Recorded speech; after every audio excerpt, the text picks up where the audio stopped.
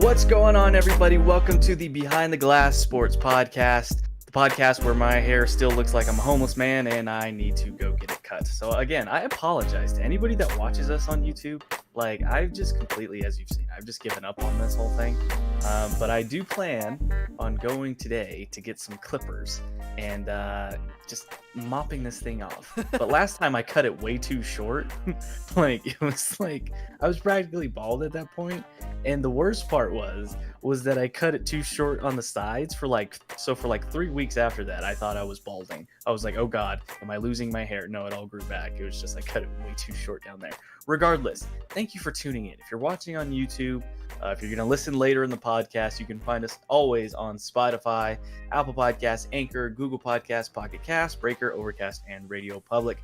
Brandon Stoll on the other side, if you'd like to follow him on Twitter, at Brandon_Stoll. For myself, at Stephen Priest Jr. We got a lot to get to today, specifically of the 7'2" sized portion bowl with a huge scrimmage game.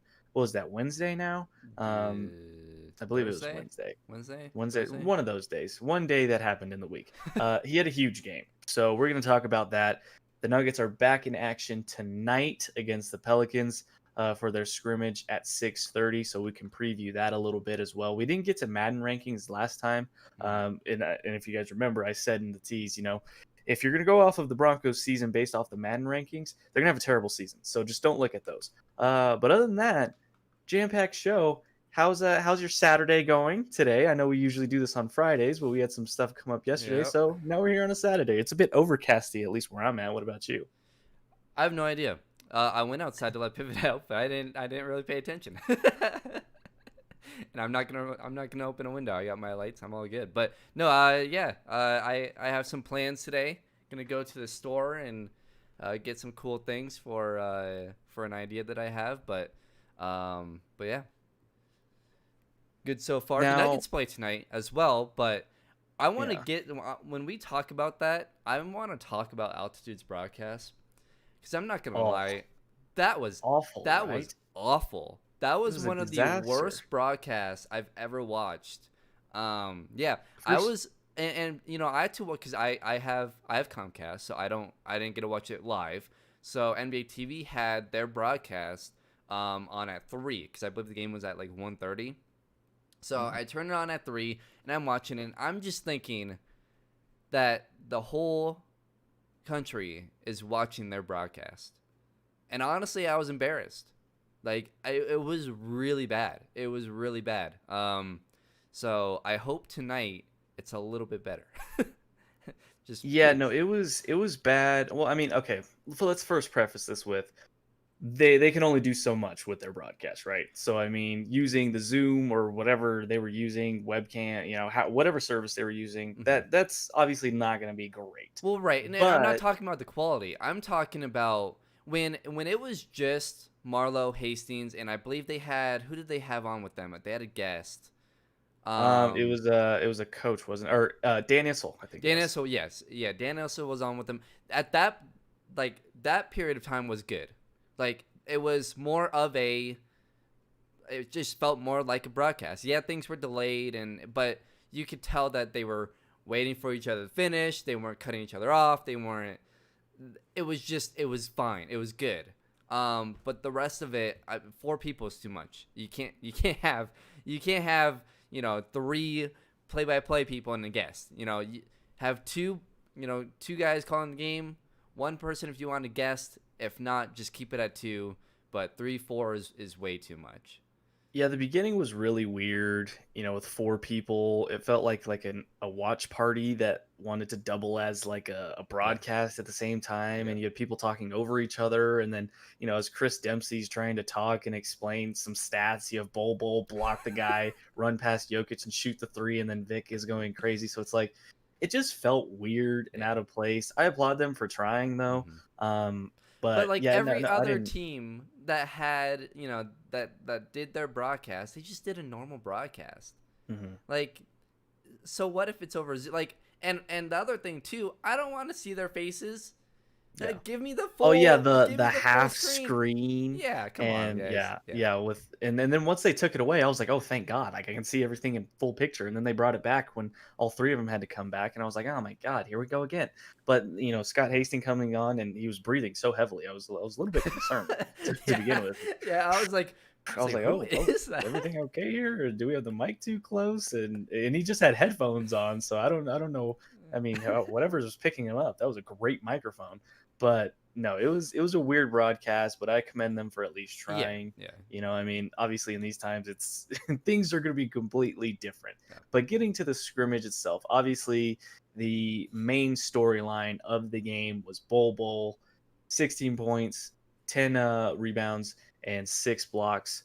Mhm. Huge game for him. I mean, obviously it was a scrimmage, so we have to take this into account. Nobody's going overboard, even though for the first like 30 hours following that game, I was just like I was on Cameron Parker hype train level. Shout out to Cameron Parker, but you know what I'm talking about. When Cameron goes on his hype, that's what I was like. Bobo's gonna be the greatest ever. I'm here for every hype. Whatever you want to say, I'm going with it. I even saw the tweets of greatest players of all time, scrimmage, Bol, Michael Jordan, LeBron James, like stuff like that. It was hilarious. Twitter was having a field day with it. But he has a huge game, and yes, we have to preface it. There was no John Wall, there was no Bradley Beal. I think the best player out there was probably Ish Smith, who went off for 30 against the Nuggets earlier in the season in Washington. If you'll remember that, that was just one of those games where I just want to just scream into my pillow into the abyss and just never watch the Nuggets ever again.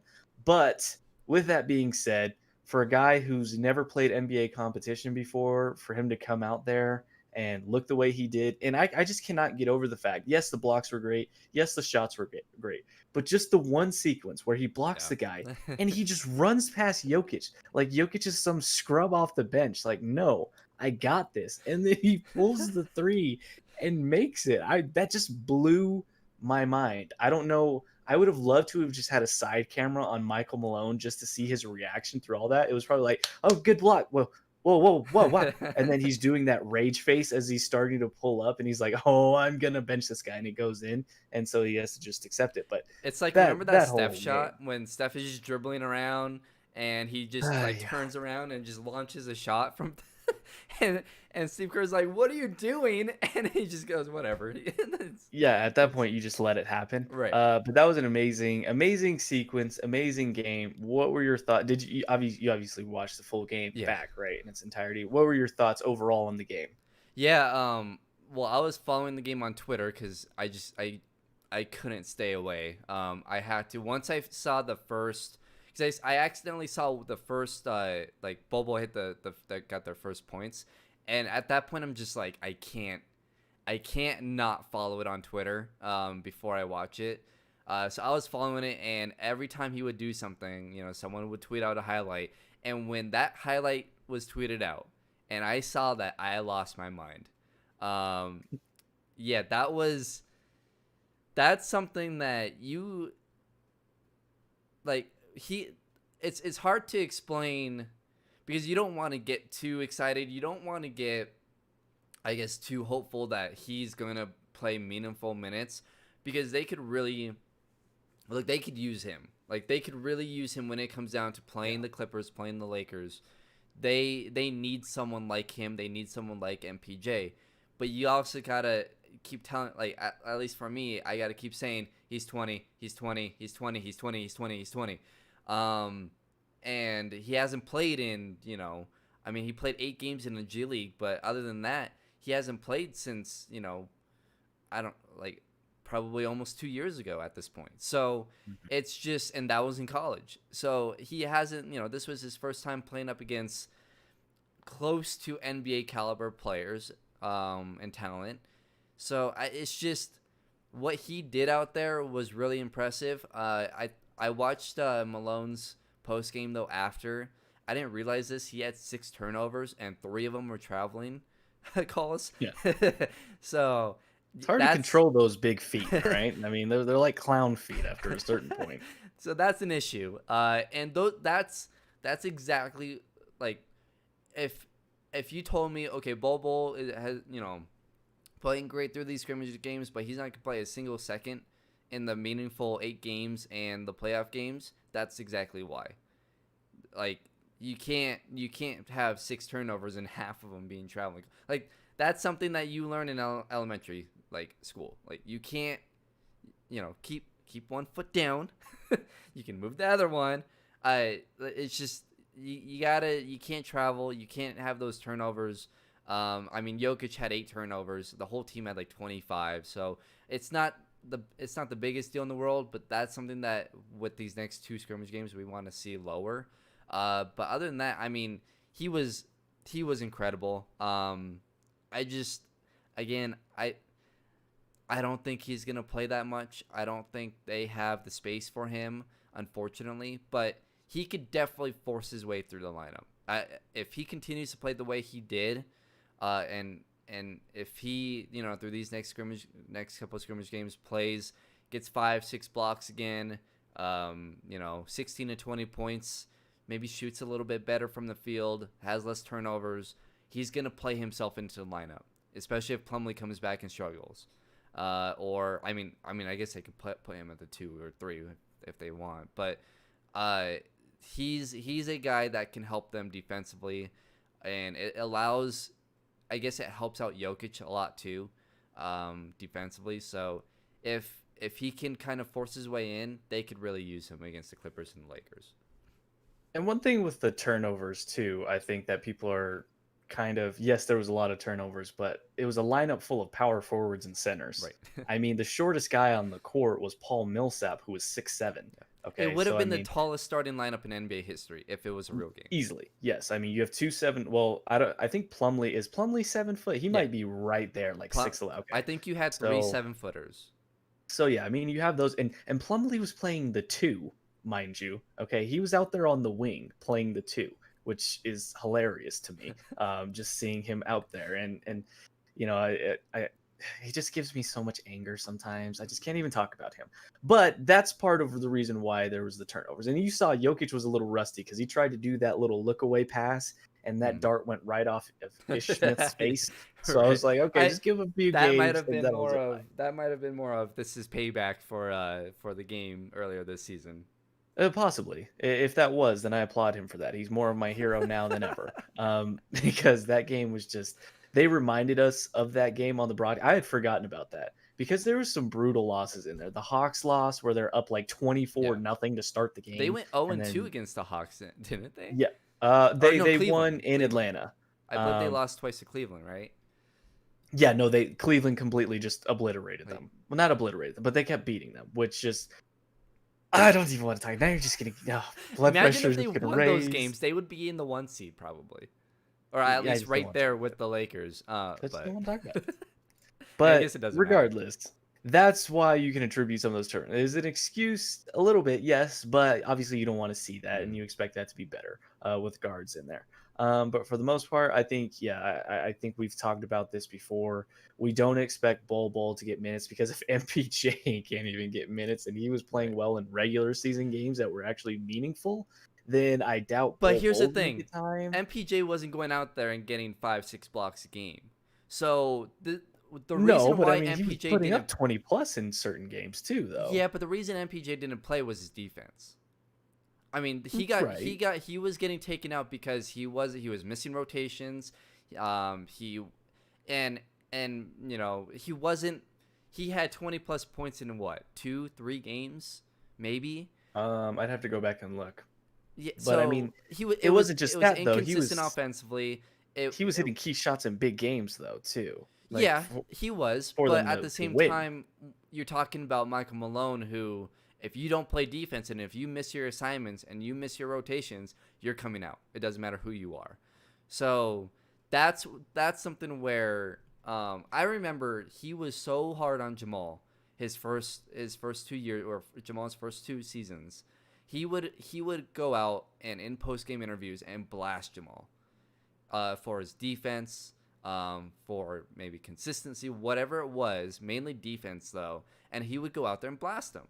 And that's something that, that worked with Jamal, but it didn't matter who you are. It doesn't matter who you are. If you miss your assignments defensively, you're not going to play. And Jamal figured it out. He's not the greatest defensively, But at least he's there for his assignments. So that's something where if Bol is able to figure it out quicker, he's gonna play because he affects the game way too much to not play him. As long as the next two scrimmages tonight, Monday, he plays the same way and maybe improves on turnovers and maybe shoot. I would like him to shoot the ball a little bit better, take better shots. He was 2 for 8 from 3. I mean, I don't really want my 7'2" center, or I guess 7'2" player taking 8 threes.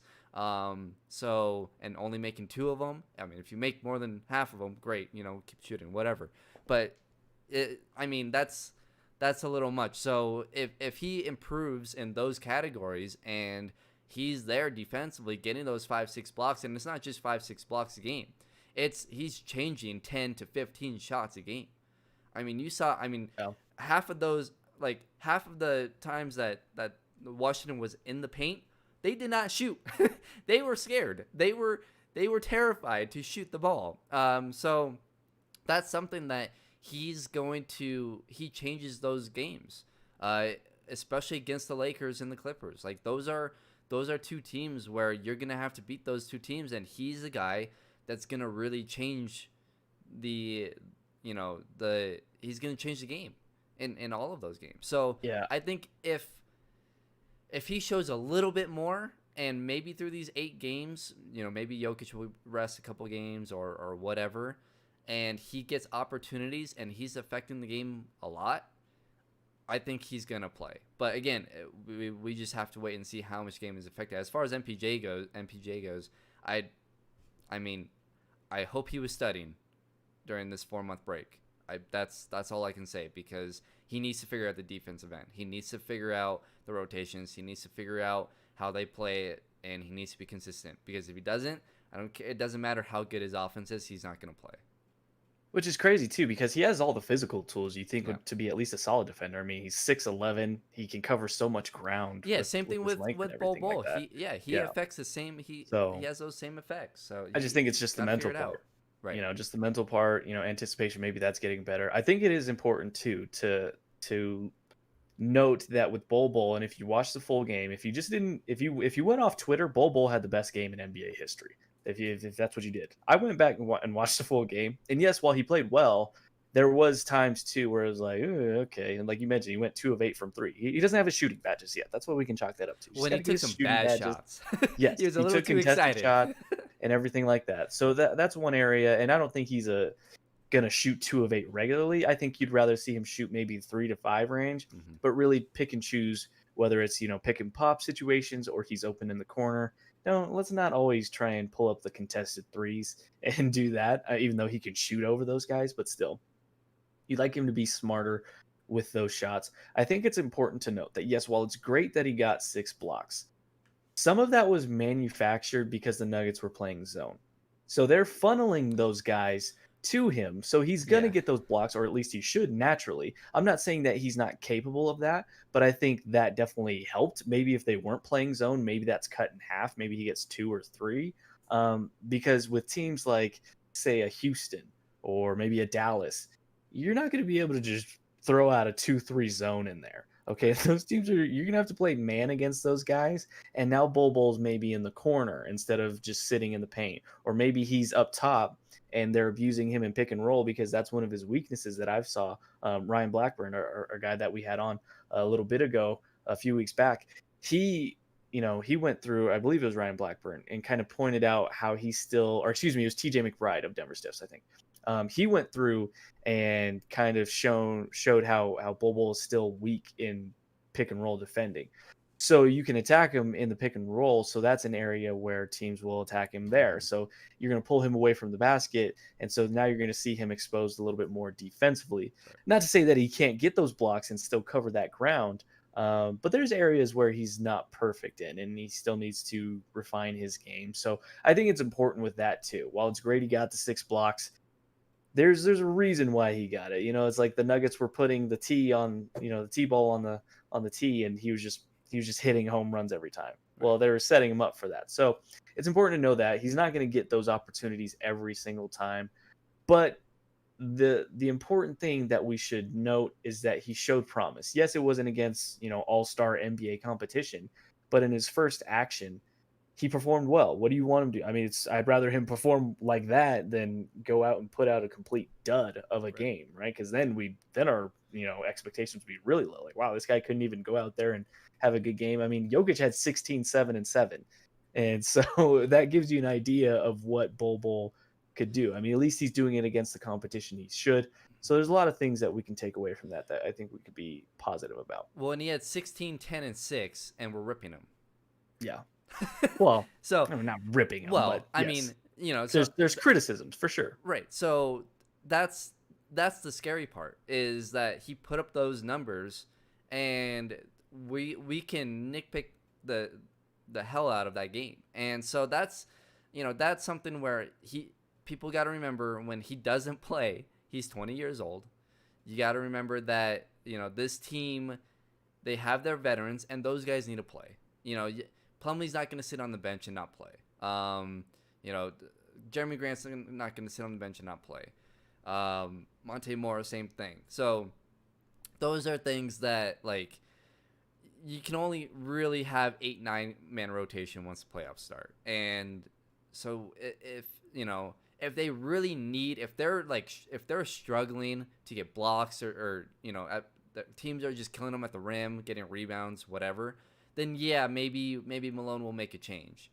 But if not, you're going to see the same rotation. And as frustrating as that is, I think, back to kind of my point throughout this whole season has been, this is not their window yet. And that game that Bol put up is the perfect example. When he's ready, their window will be open. When MPJ's ready, their window will be open. Those two guys, and I saw someone tweet this out, Golden State have to go out and get a Kevin Durant to make a unstoppable team. Well, the Denver Nuggets are actually possibly could have just built one by themselves without going out and getting someone. And here's the crazy part, is that in 2 years, they could have the money to go out and get another guy. I'm not saying that they're going to go out and get Giannis, but what I'm saying is that they can go out and spend money on a guy, whether that's a star or not. They could go out and get a shooter. They can go out and get someone, because Bol and MPJ are on their rookie contracts. And if you release some money, like Paul Millsap, you would have to lose Paul Millsap. So maybe you're going out and getting a Paul Millsap replacement or whatever. But in 2021, there's a massive free agent class. So it's, this team, as good as they are and as exciting as they are right now with these young guys, there's a whole lot of time to go, and it's just you got to be patient with this team. We're talking about 2 rookies out of those 4 guys. 2 of them are rookies. Like, that's that's just not gonna. It's not gonna turn into anything right now. You got to wait. I would say at least 3 years. And the thing with that too, and you mentioned they could have possibly built a stack team. What is the last team that we saw get built like that? It was the Oklahoma City Thunder, right? They drafted 3 MVPs and had a Defensive Player of the Year on their team in Serge Ibaka, and they didn't win a championship. Well, and they were all young. They were too young. Yeah, It was just, that's the thing too. And eventually, you have to pay all these guys. Mhm. And what sucks for OKC is that they drafted all these guys. They were all on the same team, but they're a small market team that didn't want to go over the luxury tax, because they could have kept all of them, because bird rights and when you own the rights to a player that is still on their original contract. So how the NBA works is, say this is the reason why Golden State was able to do what they did. They went over the tax. They went into the luxury tax. Sorry, they went over the the soft cap or whatever. In order to do that, though, you need to hold on to your players that you drafted. And then what they did was they did a sign and trade with Kevin Durant. So that allowed Kevin Durant to technically stay on his rookie contract. So basically Oklahoma City signed him to that 3-4 year deal or whatever it was, and then traded him to Golden State, right? So that allows you to keep, whether it's bird rights or whether it's, just the whatever they call it, that being on your first contract still and just extending it essentially. That's what he was still on. Obviously, Steph was on that. Clay was on that. Draymond was on that. So you're able to kind of go over the cap using that. If they had just tried to sign Kevin Durant outright, they wouldn't have been able to, because they would have gone over the soft cap, and you can't go over that cap without the only ways to go over that cap is mid-level exceptions, and the sign-in trades through that using that rookie contract. So or that original contract. So that's where you can go over those caps. So if the Nuggets are willing to, and they're willing to go into the tax, they're going to be able to pay Jamal, Jokic, Porter, and Bol all to maybe not max contracts, but all to relatively big contracts. So if the time comes down to that and they're willing to do it because they think they can win championships like Golden State did, then they'll be fine. But they're going to lose Gary Harris. They're going to lose Will Barton eventually. They're going to lose Paul Millsap. They're going to lose Jeremy you won't have Grant. depth. Right, you won't have depth. So that's where you better hope that these four guys are the caliber of, James Harden, Kevin Durant, Russell Westbrook, Serge Ibaka, Steph Curry, Clay, Draymond, KD. Like, you got to hope that they're at that level when you do decide we're going to pay these guys and we're going to let everyone else go and just, go with mid-level exception signings. And you got to hope that maybe some guys will go on cheap contracts and, some veterans and to try and win a championship. So that's where they're going to be at in, I would say, 3 to 4 years. But as of right now, you got your advantage because you have money. But, two of your four most important guys are a little too young. I would say even 3 of your 4 most important guys are still too young to actually do something. But hey, right. In 2 years, if they make it to the Western Conference in back-to-back years and they just can't get to the finals, they're that close. They're one piece away, and Giannis sees that, and they sign Giannis. I mean, I'm just saying, it's not talk. Impossible. It is this crazy. Is Looney Tunes. It is crazy, but could you imagine a lineup of a 6'5" Jamal, a 6'10" Michael Porter Jr., a 7'2" Bol, a 6'11" Giannis, and a 7-foot Jokic? Get my hopes That could up. be their lineup. How would they have to pay that? How would they be able to pay that? There's no way you could pay for that. Well, essentially, Giannis is you would. So here's the thing: you would sign Giannis while Bol and MPJ are still in their 3rd year of their rookie contract. So you would have to figure something out when those guys are up. I think MPJ would be in his final year of his rookie contract, and then Bol would have 2 years left. So you would have to make a decision, and you would lose one of them, unless they took less money. But you would lose one of them, for sure. Can you imagine that lineup? This is just towers. It is 4 towers. How do you get past any of those guys? How do you get past the wing? Because Giannis, where is Giannis playing? Is he playing the 4 or is he playing the 3? In what I just did, I put MPJ at the 2, Bol at the 3, and Giannis at the 4. I don't even know how you get past that. Honestly, just play a 1-3-1 at that point.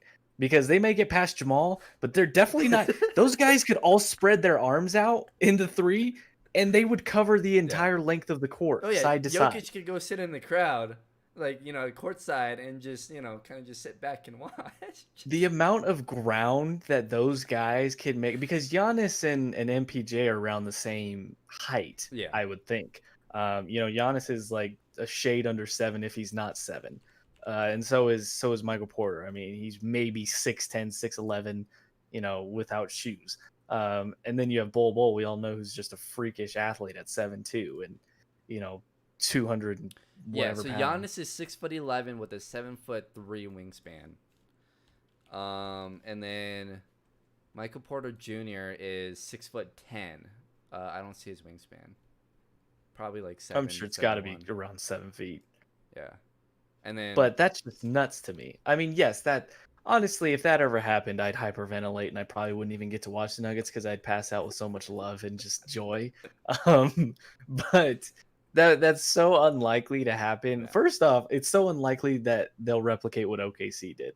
Okay, that's it's more likely that Bol and MPJ don't work out than Right, those guys do work out. right. If they do work out, now you have to pay those guys. Now you're having to hope that the Well, I Cronkies mean, but you can don't pay have to those pay them guys. for another. You don't have to pay MPJ for another 3 years, and you don't have to pay Bol for another. Well, I guess 2 years for MPJ now at this point, and Bol another 3 years. So technically, you could do it, and you could pay 4 of them. So you could pay 4 of those 5 after. Jokic's contract is going to be up here in like 2 or 3 years. So Okay, here.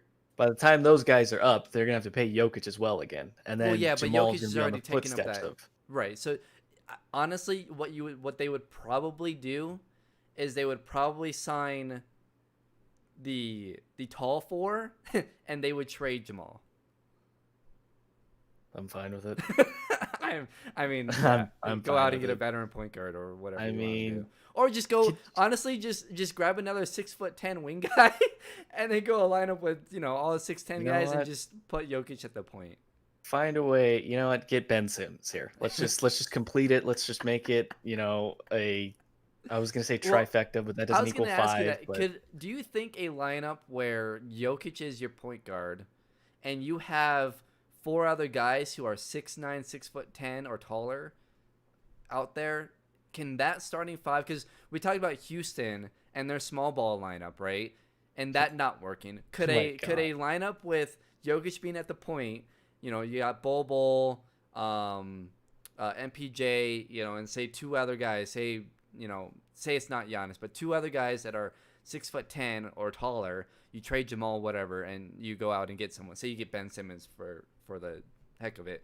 Like, could a lineup like that? Because obviously, if you have Giannis, it can work. But if you have Jokic at the point and 4 other guys, and say MPJ and Bol reach whatever potential we're thinking of, do you think something like that could work?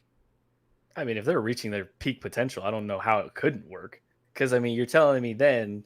So Jokic is peak Jokic. MPJ is Kevin Durant light. Bol Say is they're a Kevin step Durant below, like light. all-star level, but not superstar MVP Right. level. Say they're all-star level. Well, I still think even then. I mean, then you have 3 All-Stars on one team. And Right. that's and one of those guys is in the argument for top 10 player right now. Because So here's the thing: a small ball lineup you can beat because of, you can get down low, you can beat them down low, right? But a tall ball lineup, with the athleticism that they have, because they can, when you have 5 guys who have a 7-foot wingspan out there, and they're as quick as like Jokic is slowest, right? But Bol can play at the 3. MPJ can play at the 2 or 3. They're quick. So if you have that type of athleticism out there, I don't see why it can't work. yeah, my only concern would just be turnovers because none Yeah. of those guys are natural. I mean, even though Jokic can handle the ball and pass it well, I mean, we still saw he can be a little loosey goosey with the ball at Right. times. Sometimes he relies, he's like Jay Cutler. He thinks he can fit everything in. And sometimes he gets too excited with how great of a passer he is. So I think at a certain point, there would be deficiencies for sure. Mhm. As far as those guys being able to be, even though they're so lengthy, are they quick enough to get past some of those guards? Is Bol, does he have a great first step? Does MPJ have a great first step? Obviously, Jokic we know he doesn't have the best first step, even though it's on Mhm. silver now. We've made that adjustment. Quick step is on silver.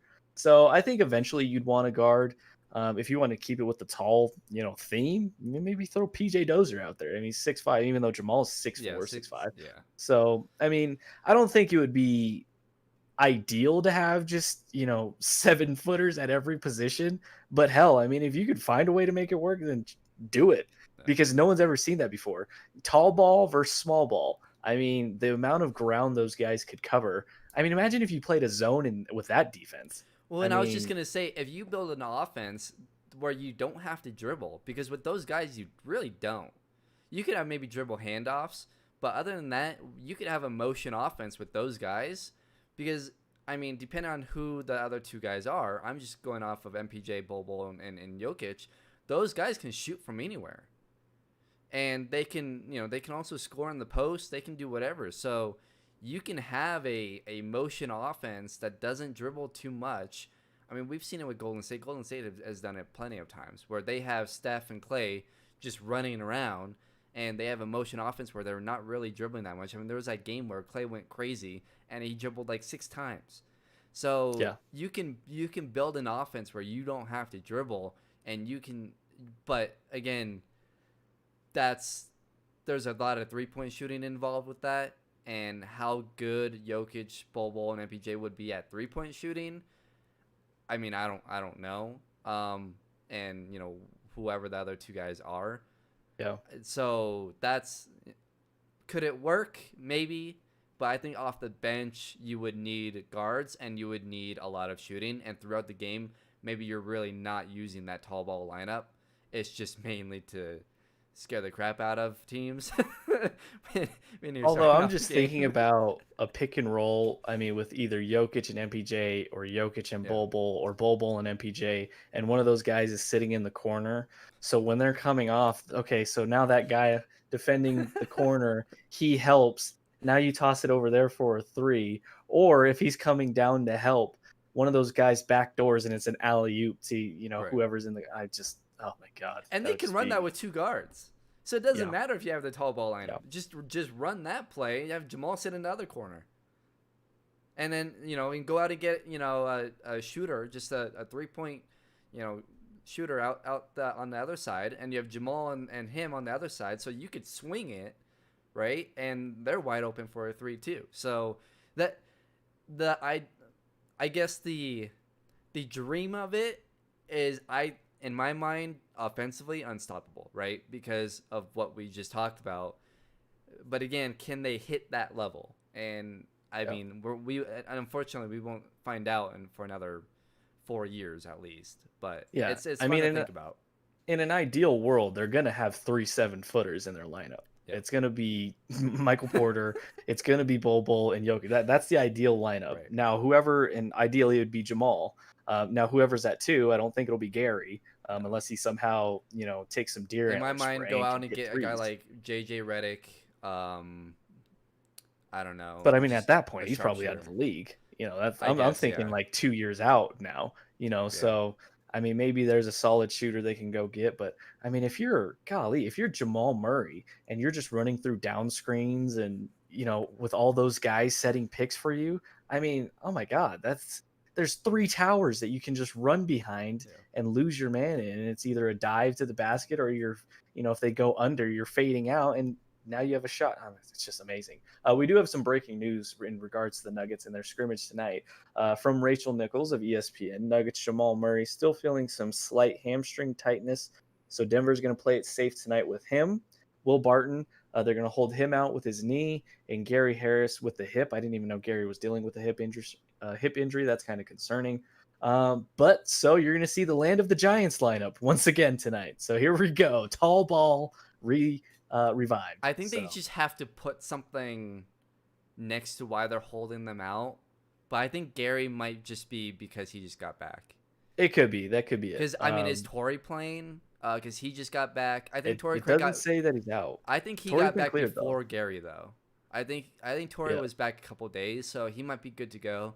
I honestly didn't think that Gary would play either way, just because he got back 2 days ago. They've been back for a little bit. I think. I mean, at least cleared to play. Right. And practicing. I think he's only had 1 or 2 practices, so I don't think it's smart to keep Gary out. Barton, I think, is actually dealing with a knee injury. Same with Jamal with the hamstring. But yeah, I don't think Gary's actually hurt. But who knows? Maybe he is. I don't know. He's always. Let's do it like hockey, upper left quadrant injury. But also a name that they didn't mention. I just thought MPJ. We could see a lineup tonight MPJ's not going to be able to play because he didn't practice yesterday. He cleared his quarantine, but he But hasn't practiced yet. well then, So I doubt he sees action tonight. all right. Probably I mean, next one. I'm just saying though. I mean, she didn't mention their name. I mean, That's true. That is true. if they're cleared, he's cleared to. I mean, he was shooting around yesterday. I mean, He just didn't practice with the team because they. right, but as I read, if he he's still had to go physically, through testing. well, he shouldn't have been out there shooting the ball if he didn't pass the physical test. Oh, Because Jokic, when he was there but hadn't passed the physical test, he was just kind of on the sidelines, sitting in a chair, walking around. As far as I know, I mean, I guess maybe he could have taken a couple shots, but I don't think, because I mean, the Nuggets on Instagram put out a picture of MPJ shooting and running drills. well, no, yeah. Even Bol put out a video on his Instagram of MPJ doing a windmill dunk. So I Right. mean, So I think he passed the physical test. I don't know. There's a chance. There's a chance that the tall ball lineup could have an addition. I'm just telling you, the moment we see Bol and Jokic and MPJ on the court at the same time, I might legitimately cry. It could I be might- tonight.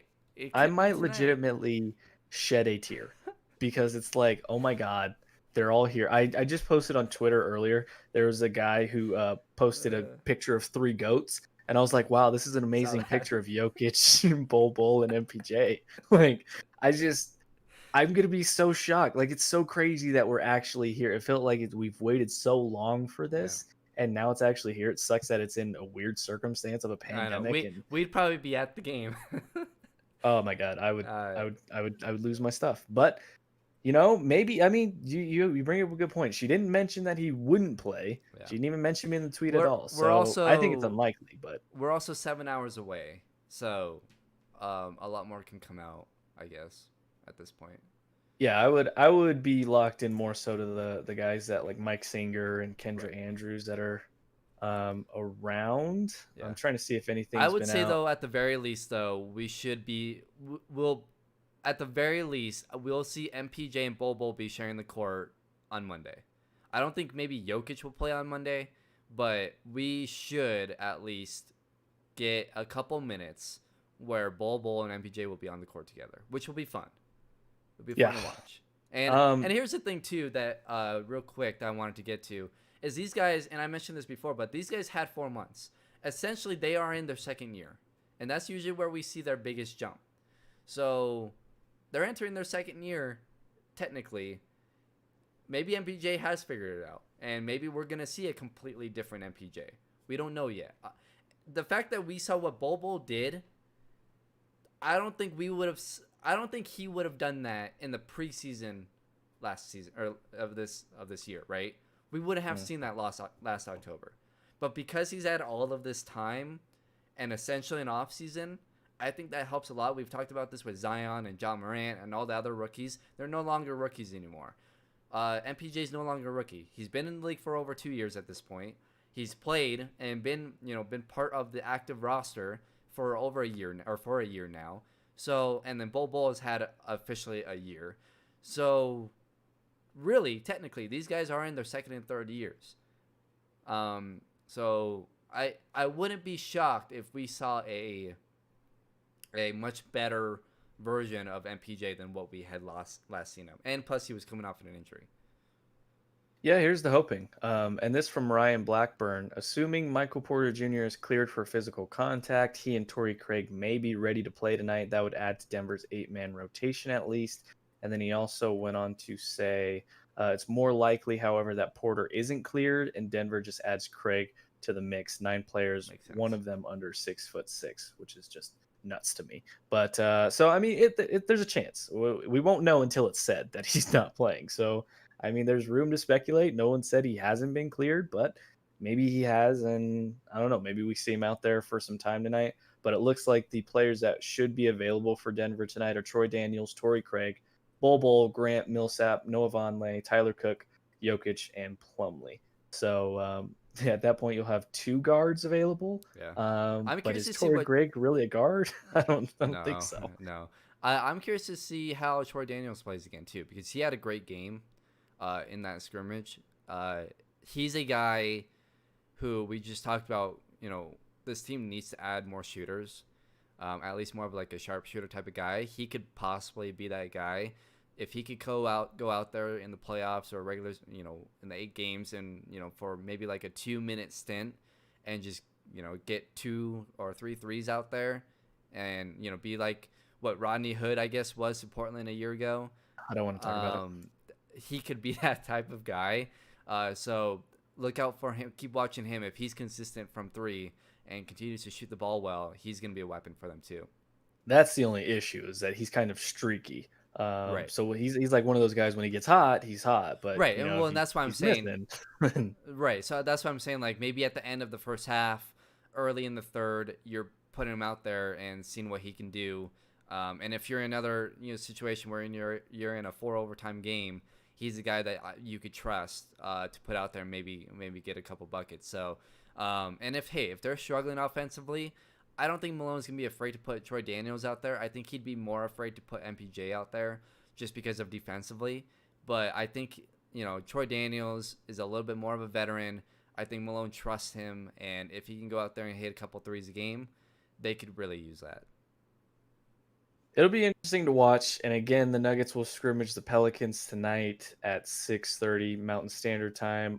If you have DirecTV, you'll be able to watch it on altitude. Yeah. If you have Comcast, I apologize to you. And, I believe you can get League Pass, and they're not blocking it. You could try that route too. I know But- they were having issues though last time when were tried they? to broadcast it. Yeah. Because Last, there wouldn't be last year. blackout issues, right? Since No, they altitude's were just having broadcast? technical issues. So like Okay. whenever people would try to watch League Pass, it was just like, sorry, we're having technical issues. And it's like, we've waited this long for basketball and you can't get this right. You can't get this fixed. So, but I'm sure NBA TV will probably replay it too, Yeah. like they did for the first scrimmage. So Yeah. worst I'm probably case, you gonna could just watch the record it. replay of it if you don't have DirecTV or League Pass for whatever reason isn't working. But again, that's 6:30 tonight, Mountain Standard. Or you could just follow on Twitter. I mean, honestly, everybody's gonna be tweeting about it, I'm sure. Yeah. So Yeah, that's another way anytime to follow too. Bobo sneezes, you will get Yes. a highlight of it. Bol breathed on the court. Everyone be Actually, on I alert. probably shouldn't say sneezes. Yeah, come on, insensitive. That's like saying bomb in an airport right now. Why would you do that? Golly, man, be better. We don't have a dump button, so we can't edit. Oh, I guess I could chop that out. Yeah, could you imagine if they're on the court and someone's like, Demonetized on YouTube. Actually, we're not Yeah. monetized, but yeah, somebody sneezes on the court, everybody just stops dribbling and looks at the guy, and then that's when the Monsters Inc. guys come out in the hazmat suits and 23-19, and they put the shower curtain over him and they shave him. And all that stuff. That's hilarious. I love that scene so much. But it's gonna be interesting to watch. Before we wrap today, though, the Madden ratings obviously came out last week or the week before for every team, and they rated everybody on the roster, and so we went through and looked at a few key offensive guys. And I'll be honest with you, I was going to say the Nuggets, the Broncos do have some mid 80s, 190. But other than that, if you're going off of Madden rankings for this Broncos team, it is not going to be a good season. Have you seen these ratings yet? I believe Justin Simmons is the only one, or no, they have 290s then, right? Justin Simmons is at. Oh, that's 90. yes, correct. I forgot about Vaughn. Yes, I couldn't forget about Vaughn would be a 90. What? He's That a was- 97. Okay, 97. And Simmons is a 90. Where is Sutton? Sutton is an 84. Sutton's an Sut- 84. Sutton's an 84. Okay. I know Drew Lock's at a 70, which is even though he only played 4 or 5 games, that's too low. I mean, you could have Um, gave the guy like a 77. or Right, something because like that. there are, I believe there are rookie quarterbacks. Jordan that- Love was at that have- 71. Yeah, Jordan Love's not better than Drew Lock. Never played a game Yeah. in the NFL, and he's already better than Drew Lock. Yeah, so that's Drew Lock got robbed. Other than that, Who would you guess is the highest rated player on offense? Melvin Gordon. No. Nope. It is Philip Lindsay at 85 Philip Lindsay's rated higher than Melvin Gordon. and Cortland Sutton. Yeah, I'm sorry, all you Philip Lindsay fans, including you, that's not. No, I agree. I think I don't know if I don't But mind see, him being higher than Melvin Gordon because Melvin Gordon didn't play last year, at least most of the season. Now when you stack them both up together, should Lindsey be ahead of Melvin Gordon? Probably not, but I think they're closer than what people may think. Um, maybe. Now Philip Lindsay is also coming off of 2 1,000-yard seasons, so I get why there may be he's ahead. But I don't think he should be the highest rated player on offense. I think Sutton more so than Drew Lock got robbed. I think Yeah, Sutton at least should be in the 87 to 89 range. yeah. 90s, yeah, I could level with the argument of He's okay, not. Nah, maybe he he shouldn't be in shouldn't. the 90s, No. but I mean, you gotta give the guy at least an 87 to an 89. I mean, Yeah. 84? Are you kidding me? He was a Where's Garrett 1,000-yard Bowles at? receiver, huh? Where's Garrett Bowles at? Garrett Bowles is a 69. Okay. So, I was gonna get 68. Um, I would put. See, who's their top? Who but would his be their? tackle must be like a 94. I mean, honestly, you could probably swap him to the defensive tackle spot and he's stuffing everything. He's tackling the center, so there's a hole wide open for the linebackers to come in and clean up that running back. Yeah, I don't So, know who. I guess where is who's their highest rated offensive lineman? highest rated offensive lineman is Jawan James, who played 2 games last year at 77. Okay. Or well, he's tied with Reisner for 77. I was I should gonna say. say where's okay. Yeah, Reisner's also a 77. Cushenberry, who's the projected starter at center, is a 68. Glasgow is a 76. So again, Okay. offensive line not good. It's rough. Noah Fant 74, which I think is a little bit low. I I would mean, say that's a maybe bit low. you could give him like an 80, around there. I would High 70s. I would say high 70s. I would put Drew Lock high 70s. I would put Sutton high 80s. I put Lindsay low 80s, and I would actually put Melvin Gordon maybe at like I would probably keep Melvin Gordon around 84, 85. Just put Lindsay at like an 82, 83. And then I would put I believe Jerry Judy is what like a 76, 77. He's a 75. Okay. Yeah. Yeah, he's a KJ 75. Hammer's probably like a 72, Hamler's a 70. 70. Deshaun Hamilton's a 70 as well. Okay. I'm fine with that. Again, they're rookies, so you don't know. But there's going to be a lot of adjustments. We'll just say that for the Yeah. Broncos offense at least. Yeah, and looking at the defensive side, you have Purcell at a 68, which I think is kind of unfair. I mean, he played well in spurts. I think maybe he's low 70s, maybe at max mid 70s. Shelby Harris is a 75. Jarrell Casey's an 84. We mentioned Vaughn's a 97. Chubb's an 81, which I was kind of surprised by. I mean, I get he was hurt last year. But But they were 81? They were struggling. Like they didn't have a sack through the first 5 games. I'm First okay few with games, yeah. I'm okay with that. I'm okay with keeping Chubb at like an 80, 81 for now. Alexander Johnson's a 78, Todd Davis a 74, AJ Boye's an 84, Callahan's an 80, and then Simmons a 90, and Kareem Jackson an 87. Yeah. And then I to mean, round it out, McManus at 76 and Sam Martin at 75. usually the Madden ratings are pretty bad. It's not really until halfway through the season where they're probably accurate. So I mean, whatever. But it's And for fun those who to don't know, these can go up. So yeah. like when you're playing with these guys, say in like a franchise mode, these can go up and you can get them, to however high you want. Yeah, right? and so Playing well. there's their potential. So they have like what star, superstar, Yeah, so it's like a normal development, quick development, star development, yeah. and then superstar development. Right. So I'm curious to see what those are more so than what their actual rating is, I guess.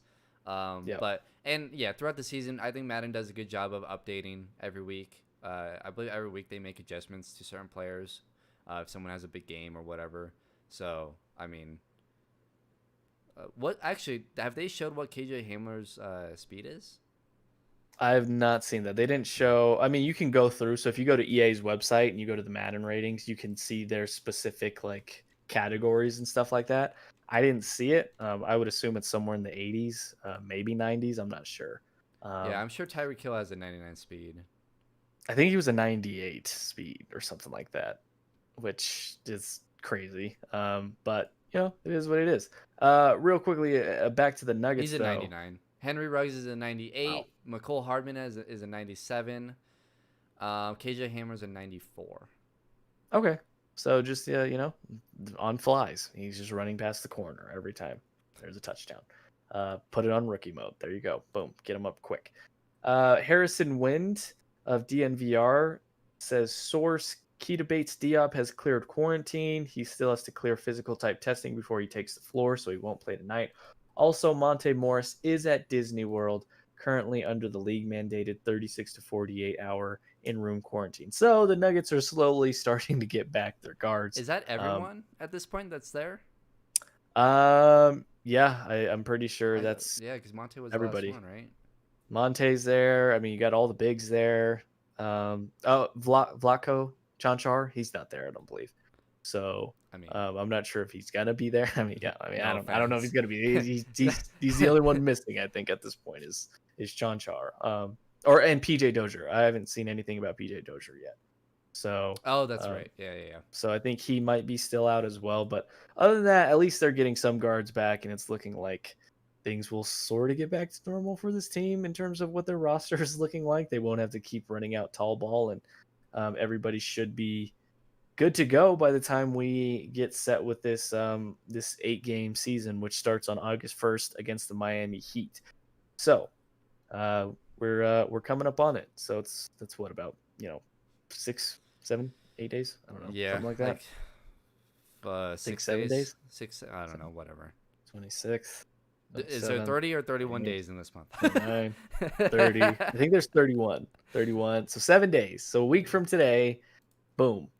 That's when we'll have regular season action and against the Miami Heat, Jimmy Butler and the crew. So hopefully the team is there, and then my blood pressure will be back to very high and elevated. I'm sure my stress levels will be through the roof, and hopefully at that point we're seeing Michael Porter Jr. playing.